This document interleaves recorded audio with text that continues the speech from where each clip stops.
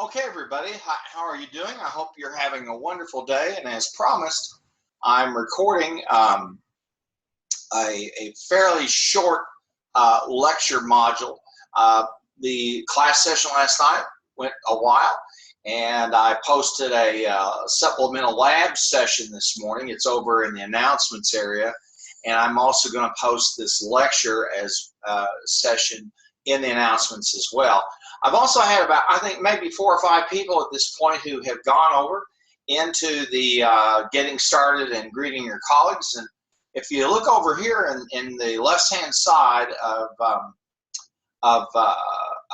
Canvas, you'll see the discussions. And I want to do something first of all here. Go ahead and make sure I put my settings into go to the student view so you see what I'm seeing. There we go. If you look in the discussions section, you're going to see, of course, a community coffee house. And this morning, I also sent out another invite. I had some people who said they couldn't access the course materials and stuff, so I sent them an invitation, and they should have been able to receive it and be seeing everything. So I encourage you, go into the course coffee house, introduce yourself. I've got the background information about myself there for you. And what really strikes me is we've got people all over the world, literally, and in a whole lot of different occupations. And so I'm very excited because I know that with your background and your experience, you're going to be able to take a lot of the ideas and content in this course and run with it. I wanted to just let you know that when I do one of these lectures, there are a couple of things I like to do, make kind of 2 big parts, and I'll go back over here to the module sections, the modules, okay? And here is week 8, and you'll notice that week 8, and I did the lab this morning, and I said any of the salon files, upload them here. That needs to be done before tomorrow night at 6 p.m. And I provided you some links, some resources to look at IT, okay, and its benefits and how we try to understand how IT contributes. Here's a forecast on IT spending. Here's a couple of ways that we try to measure the impact of information technology. Here's a nice resource that talks about business models, and we're going to be looking at some of that. And then here is a link on business models, information technology, and the company of the future. And you can look at those. Those fit the theme of what you're going to find in chapters 1, in the introductory chapter, and in chapter 1. Now I'm going to go over to the files section, and we'll close it off. These here are for your benefit to look at. And again, they're not, this won't be on the test, these are not on the exams. These are additional materials, and being graduate students, MBA students who are going to be have the top level of knowledge, business knowledge at a practical level, it's important to me that you get in that habit, if you haven't, of looking at these resources. And I will try with the supplemental lectures to add something to them. Now, I'll give you an example of what I'm talking about. We'll do that today here in this supplemental lecture.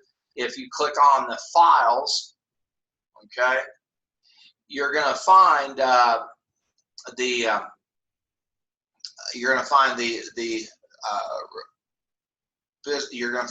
supplemental files. I don't know if I think I loaded them up here today. Yeah, here it is. Week 0 supplemental lecture URLs.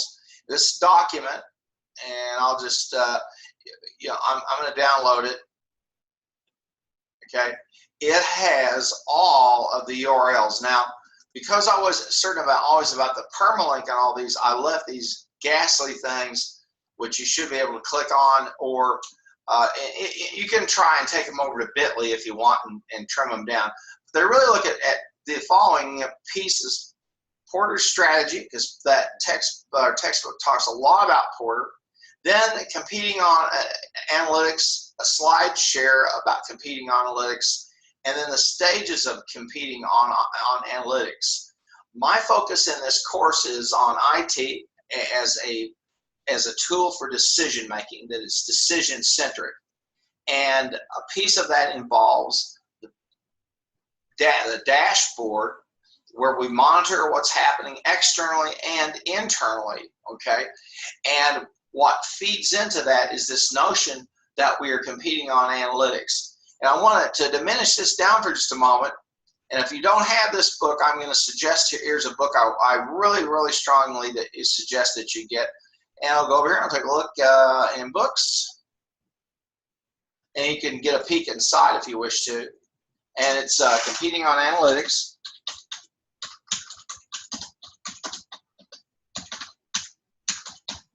And that's much of the focus of this course. This is the book, Competing on Analytics, The New Science of Winning. And they'll let you look inside. This is, in my mind, this is just my opinion, probably one of the most important books that's been written about business in the past 10 years. The authors of this text drew their inspiration. This is Davenport and Harris. They drew their inspiration from Hera Corporation, okay, the gaming company that operates under severe constraints, highly regulated industry that has to flesh out every dime they can make from every square foot of their retail operations, i.e. the casinos. And so they're really the people who started using analytics, probably because, first of all, they wanted to find out ways people cheat, but also then they started using those analytics to find out how to market themselves, how to reach a certain profile of client, etc. And so this notion of competing on analytics came about and kind of converged also. Some of you may have, probably many of you have heard about, have seen the movie Moneyball, read the book where we see analytics has just infused itself in professional sports. I'm a big baseball fan, and baseball fans have always been geeks about the numbers. And it's even more fascinating now. I think one of the newest, the most interesting analytics is what they call bat speed. That is how fast a baseball came in and when it's hit out of the park, for example, or it's hit, the ball's hit, how fast is it going when it's leaving the bat of the batter, and distances and things like that. But that speed of swing, that out the baseball as it's leaving the bat, how fast it's going, is just, it's another one of those metrics. It's just absolutely fantastic and incredible. What we're seeing today, and I talked about this before, is that with the advent of high-speed computing, with the advent of ubiquitous computing, and that is through devices, phones, chips embedded in devices, etc., companies are literally swimming in data. And trying to flesh that out and pull information from it is the greatest challenge they have. And IT is uniquely suited to walk through that task. So again, I think this is a great book. If you haven't read it, got it, I think it's well worth your investment, even just to rent it on the Kindle or get the paperback. It's $3.50 now. And I'm going to walk you through some of the summary, a little bit of a summary today of this book. But I really truly believe that IT can not only enable us to communicate better and to engage each other, but it is definitely it's the key tool to help companies compete on the basis of analytics. Okay, and I think you know as well as I do that everybody's talking about dashboards. They're talking about KPIs, key performance indicators. They're talking about what's out there in the environment, and you'll see in this text, and I have a couple of summaries of it that will walk you through that process. So want to go back here for a moment, and I happen to have the file up, and we're going to take a look at Porter's strategies, and let's see if this will take us out there. And this is a whole set of images here on Porter's 5 generic strategies. And as I said before, there's a lot of Porter that you're going to be seeing.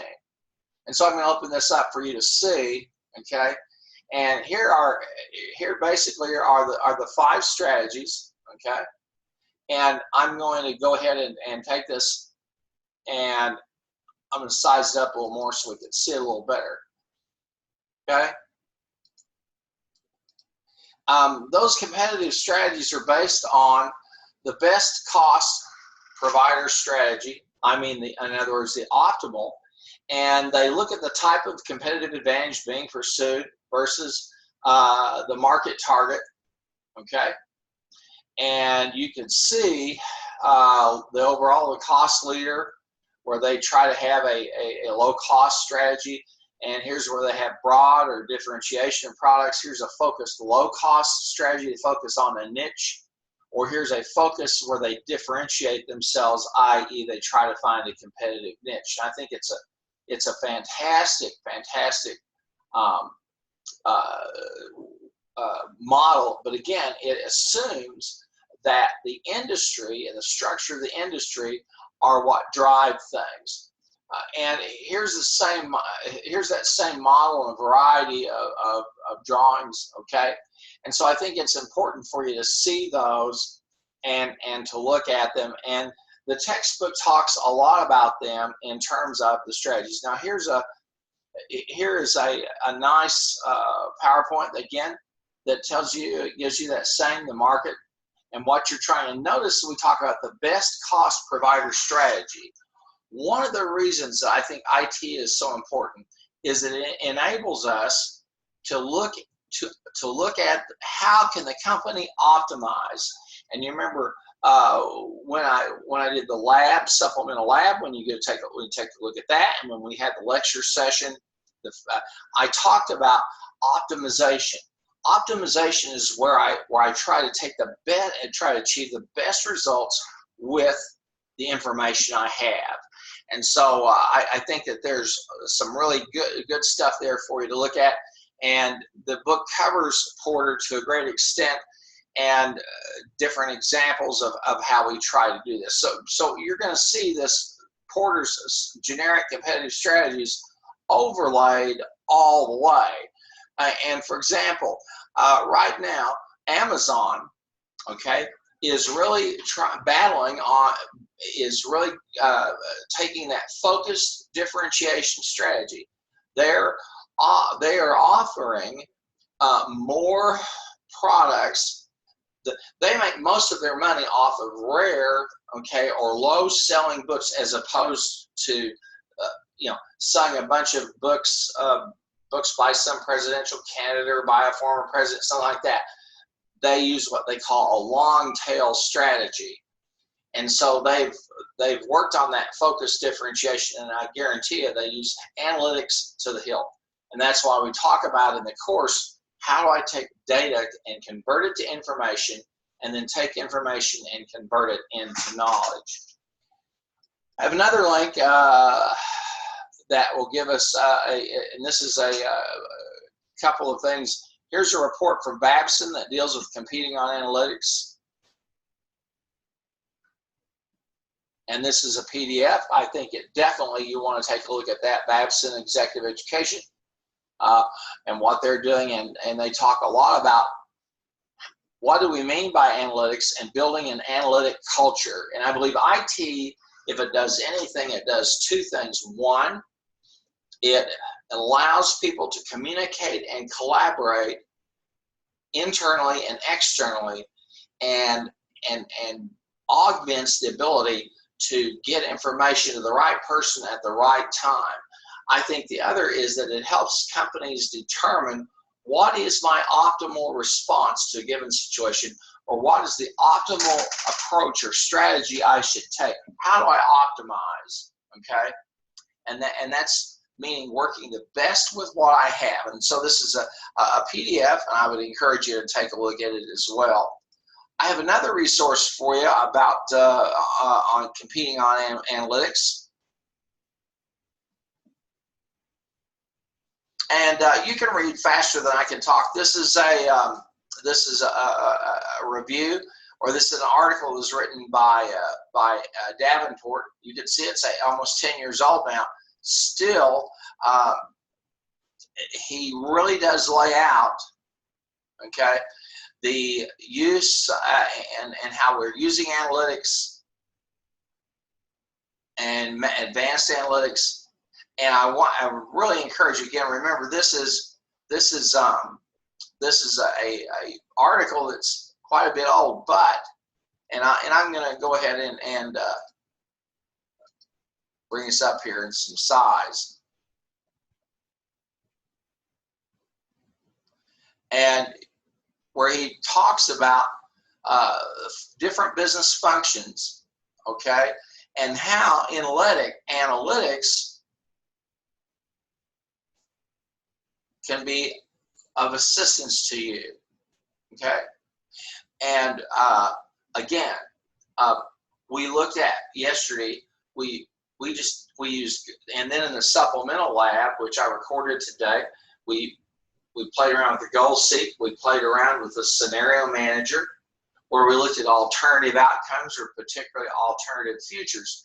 And if I'm using IT well, for example, with pricing, I'm going to find a way to price to maximize my yield or to maximize my profitability, or to get the best margin that I can get, okay? And again, IT, when it's infused in a company to build its analytic capabilities, helps it build its strategies. Strategies ultimately have to be optimal if they're going to help a company remain sustainable, okay? And so this whole notion of optimality, talking to the right person at the right time, collecting the right data about our customers, responding to our customers, responding to the outside environment, making sure that internally that people are communicating well and they're in sync, and that we have people who have information decision rights, the ability to make decisions when they need to, or access to they need to. And as you go through the case studies in the Perelson book, you're going to see some good, bad, and ugly ways that people use IT. Now, again, this is an excellent article, and I would encourage you to take a look at it. Here's a slide share, and want to take it and take a look at it, okay? And it's got a few slides, so I'm going to go through it. I'll stop on those that I think are really, some use, and you can come back and look at them, okay? They talk about the alignments, okay? And the notion of powerful IT, we have so much ability to compute data. We have so much incredible amount of data, ways to scoop data up, out all of the data that's out there, and from phones, from devices, etc. Notwithstanding just customer behavior or the behavior of our competitors. And I think, when we talk about this data is at a critical mass, it's at a point where it's about to either overwhelm us, or we learn how to take data and choose what's the best data to turn into information. And to use information, again, IT is decision-centric, okay? And so when we talk, for example, in a very simple example of Tanika's tanning salon, what would we need to do to hit $150,000? What are the two best products that we sell? What's the one that has the lowest in terms of sales?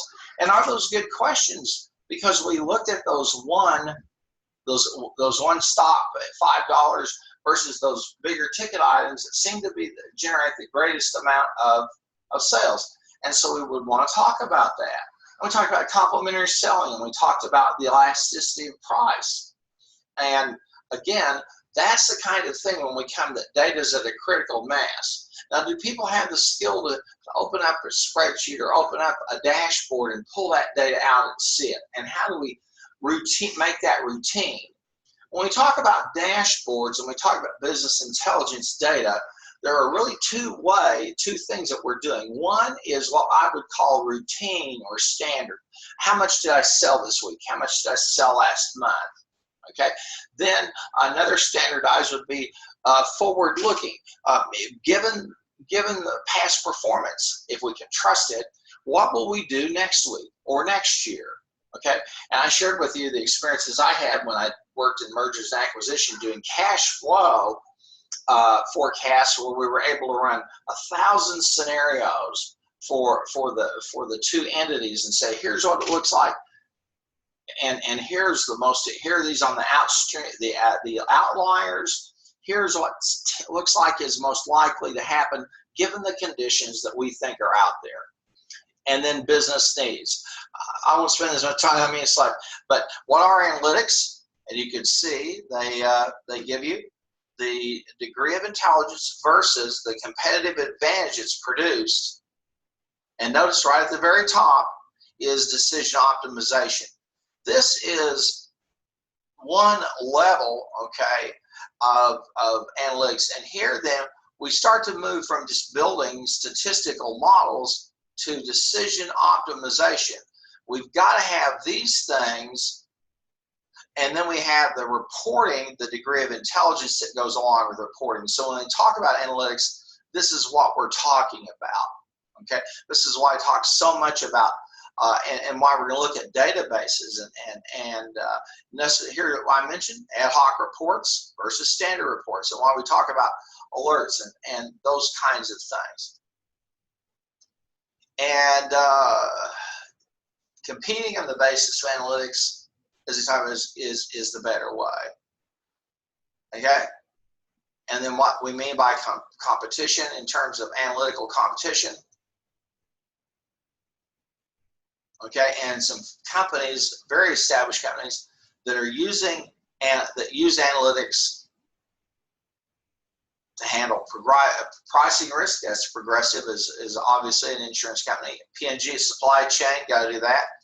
You could see. And then here are some of the major turnarounds, and these are some companies for which this has worked. And Harrah's, it's done a tremendous job for them. And as you saw the money movie ball, the Red Sox, the Patriots, the Houston Rockets have used analytics. Then some number crunchers, and these are companies that did it, and Capital One is one of those. Capital One runs about 1,000 experiments a month. They'll take customers and they'll say, what if we offer them a card with this percentage of interest based on their income and their situation? What if we offer them, what other types of financial products are they likely to use? Who right now, based upon what we're seeing in the trends of their spending patterns and what's going on, who right now is a good credit risk or who's probably not a bad credit risk? Who should we maybe offer them a higher level of credit versus those who we should maybe say, you know, no more additional credit, just pay down what you have.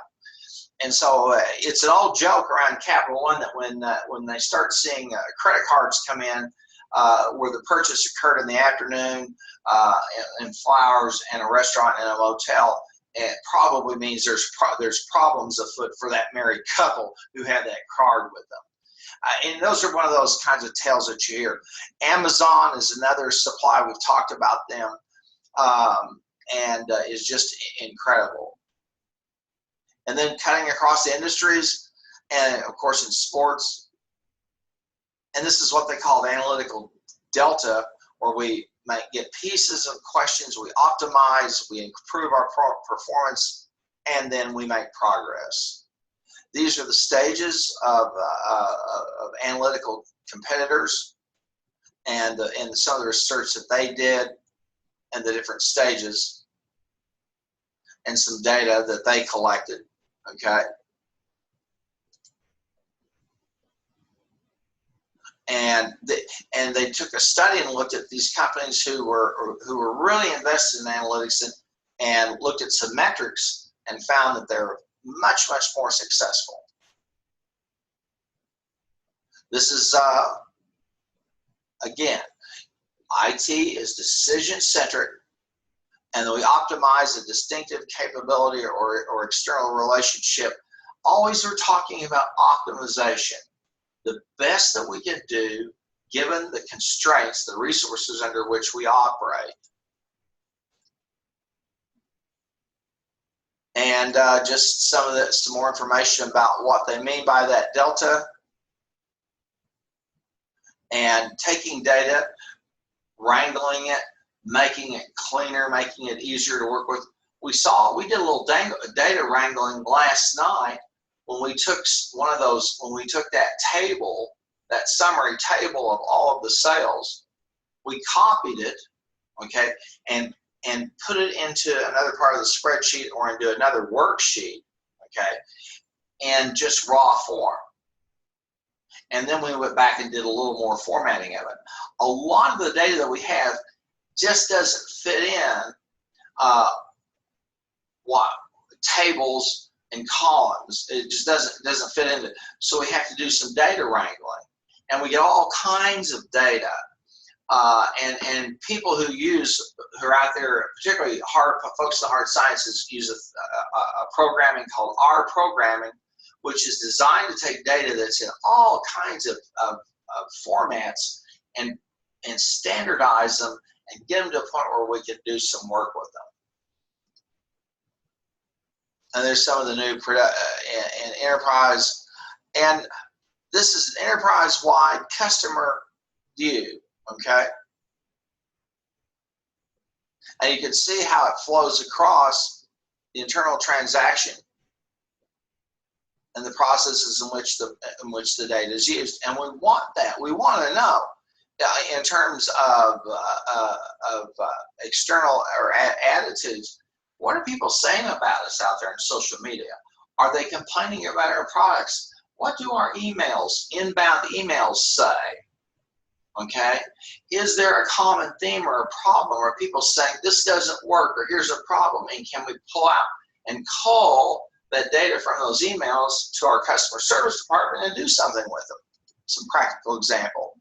And they talk about some of the people who are leaders in this field, and then talking about senior management commitment and some of the targets. And here we're talking about, when we talk about a data analyst, I'd say this, our students in our undergraduate program at OU, in the business program, leave with all of these skill sets. In other words, they have the same skills as a beginning data analyst. We put them through a 5-course sequence that builds those skills. So they're way ahead of most everybody out there. Then taking action, this is the delta, and some of the next steps, and that is pretty much it. So I won't belabor that slide share because I think there's a lot of food for thought there. I do also want to show you stages of competing on analytics, okay? And this walks you through all the way from the analytically impaired company down to a firm that is an analytical competitor, and some of the questions and some of the characteristics that they exhibit. Okay? Now, the other thing I want to mention is this. All of this fits within a broader and more missional kind of rubric, and here's what I mean. We know that companies go through stages of evolution and revolution, okay? We know that there's a fairly predictable cycle in a company, and I'm going to take you out to the PDF that Greiner of Greiner's. This is an extract from an article. You say, oh my goodness, it's from 1972. Yes, it is, but it is. When I introduce something like this, or the article for the American Statistician, what I'm telling you is here is some theoretical, conceptual insights that are timeless. Okay, that really are bedrocks upon which we can build to better practices. And here they walk through the 5 phases of growth, and I'm going to bring you up to that. And this is at the first stage, they grow through creativity. A company is entrepreneurial, it's a startup, everybody's creative, okay? And then they come to a point where they hit a crisis of leadership.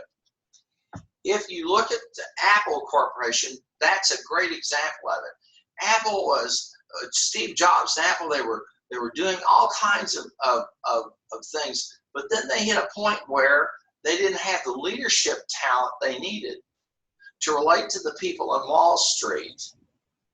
And Jobs had not matured as a leader enough to understand the linkage between product design, product delivery, and supply chain, okay? Then we see growth through direction, okay, which is the second stage by which a company grows. It chooses a direction, it finds a niche, okay, and it finds in that Porter model, it finds where it fits, what's its best competitive advantage. And then they have a crisis of autonomy. Typically, when companies will grow through direction, they'll have some leadership crises, or they might even have a crisis of autonomy until the entrepreneur and maybe the entrepreneur's circle of friends or the circle of the nucleus of people who started the company start to learn how to delegate. Okay, and then we go through this crisis of control. Well, then you get divisions, or you get product groups, or you get tribes. Google's known for having its tribes, and right now there's a big problem, as you're probably, if you're seeing, you're paying attention. Silicon Valley, humongous battle going on about how women are treated, about sexual harassment, and Silicon Valley has been a tribe of these alpha males who are creative, driven people, and women, females, coming in and people accepting them and paying them equally, all kinds of things. And there's a lot of articles out there right now about women in Silicon Valley who are saying, hey, this is not a great place to work for us, and there's some issues there. So this crisis of delegation, this crisis of control. Who's running things if I have 4 people that a decision has to go through, or I'm running a matrix organization? And that's where you come to this growth through coordination. How do we get people coordinating together, talking together? How do we get people to agree? Okay, now I do a lot of work with churches, okay, and it never ceases to amaze me that most churches have about 4 or 5 different ways that they figure out their attendance. I kid you not. Is attendance the people who sat in the worship service and the head count? Is attendance the people who were who were in life groups or Bible study during the church? What do we do with people that meet out of the house during the week and they have a Bible study? How do we count them? Just counting the number of people, okay?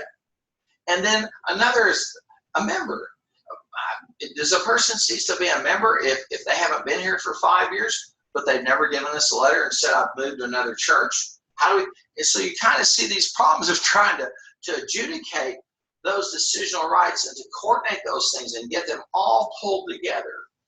And if you've ever worked with a volunteer organization, I can guarantee you crisis of coordination is just as bad for them as it is for companies where people are paid, and then you have these little information silos, and that generates a crisis of red tape until you come to a point where you have growth through collaboration. And we know IT, for example, can enable people to collaborate. Okay, so that's why I've said IT is decision-centric. And if you were to say, what kind of framework do you see the information technology, the need for it, and how it fits? Well, this first lecture will help you understand where I'm coming from in terms of strategic if we talk about Porter's generic strategy, you've got to have good data to know who's doing what and what strategy you're following. One of the big problems that most companies have, this is true, is number one, what business am I in? Number two, who are my competitors? And this can go all the way from, a small, maybe a small chain of restaurants, okay, up to a car company. Who am I competing with? Walmart is asking themselves, who are we really competing with? Are we competing with Amazon? Are we competing with all of these? Are we competing with eBay? Are we competing with both? And then if you're in the entertainment business, you're really trying to figure out who are my competitors. So this whole notion of making IT decision centric is extremely important, and using it to build information that is data for decision making, information that's replicable, that's that's replicable, that's valid, okay, that I can use in a number of circumstances, and then taking that information and eventually turning it into knowledge, okay, and then taking that knowledge and creating some business wisdom. So we know that companies go through these phases of growth. These are very predictable. There's been tons and tons of research since the original article in 72 that just bears this out over and over and over again. And so I would encourage you to take a look at this. And this is Dr. Greiner and his thoughts about the process, okay? And as you can see, he talks about size, age, and maturity, and gives you the stages of evolution and revolution. I think this is an article well worth your time to see a company in a more historic basis than typically we tend to do. And we tend to, and if we can have the ability to look at these stages and kind of see them coming, then we are really going to be in a great spot. I can tell you that having worked with a lot of small businesses, with a lot of entrepreneurs, and my parents were entrepreneurs, okay? Both of them were businesses, started their own business. I can tell you that the real key for entrepreneurs comes at that point when they got to delegate. And that's hard for them because they started everything and they did everything, and delegating that out. You and I live in a unique time, and here's what I mean. If you look back at the history of business, how it's been up until the middle of the 20th century, okay, businesses were tended to be owned by a family. They tended to be oriented towards a craft, the butcher, the baker, the candlestick maker, and you ran your business, okay? You didn't have corporations like we have today.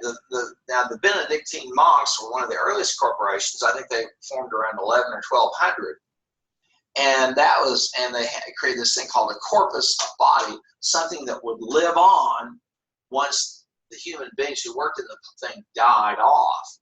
Okay, and then in the turn of the century, around the 30s and the 40s, companies got so big, so complex that they had to have a professional class of managers. They had to hire a manager, a person to come in and run things, because the entrepreneur couldn't know everything. Okay, and so we had this crisis. We had these people who came in called managers who ran things, okay? And then they may or may not be big stockholders or shareholders in the company. And so that's why so many today, a key problem in management is this agency problem where, as a manager, if I'm getting paid in stock options, I have the temptation to run the price of the stock off, even though it may not be in the best interest of the company long term. But you can see how with IT we can kind of flesh this out and smell this, and we have to grow it along as we go. Well, that's pretty much it in terms of today's supplemental lecture. I again would encourage you to take a look at, and we'll go back over here to the modules, okay? And this file that I've been using is over there in the files, and we'll look at the modules. And again, I would encourage you to take a look at some of these resources that I've identified here for you, okay? And we talked about the analytical cube, and then these resources here, the dealing with the growth. And I think we've talked a little about what is a business model, and then I think this would be a good resource for you to take a look at after you've finished listening to this, to think about this notion of business models, information technology, and the company of the future, okay?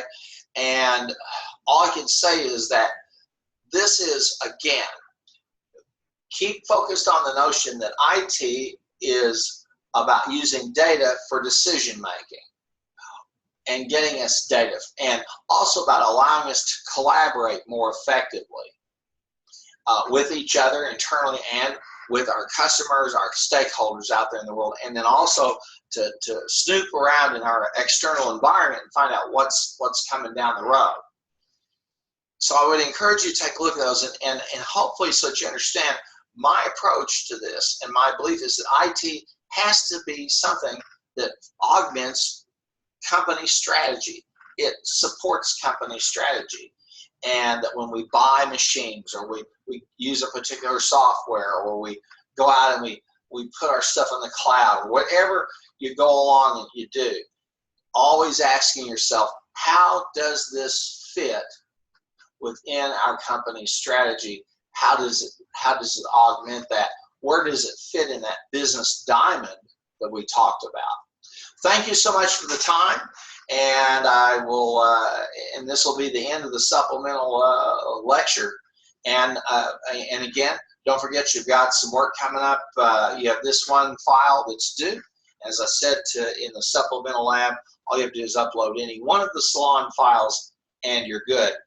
And I hope you'll take the opportunity, if you're not really good at working with Excel, to go back and take a look and see. And we'll be doing some more Excel cases here, spreadsheet cases, but using these spreadsheets as a way to look at not only where we've been or what we've done, but to look at our possible futures.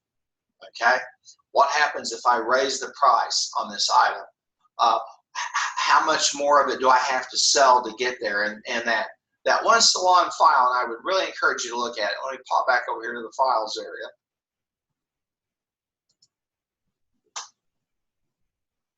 And you could just do that search there for Salon.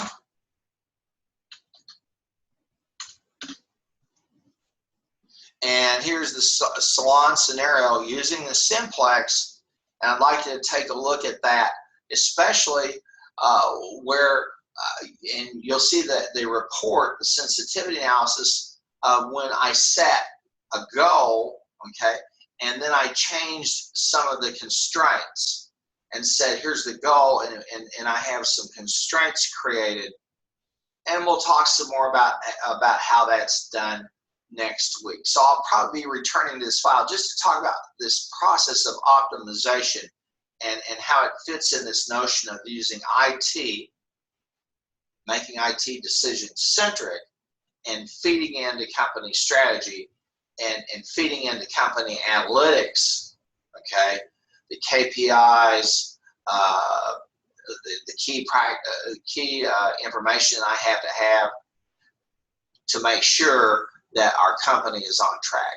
Thanks a lot, folks. Have a great weekend, and look forward to hopefully, maybe if you get a chance, join me next Tuesday night. If you can't, that's okay. It's not mandatory, but I always love to see some folks there. It's nice. Have a good one, folks, and I'm going to go ahead and stop the sharing, and then I'm going to stop the recording and end the meeting.